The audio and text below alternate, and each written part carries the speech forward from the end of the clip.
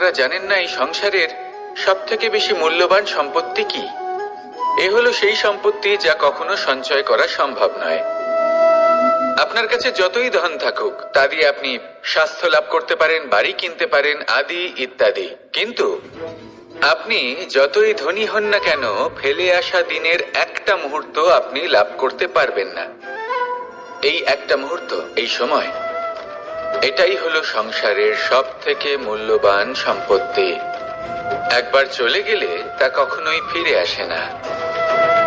আর এই মুহূর্ত যতই চলে যাক না কেন আমরা স্মৃতির মাধ্যমে সেগুলি যাপন করতে পারি, তার আনন্দ উপভোগ করতে পারি।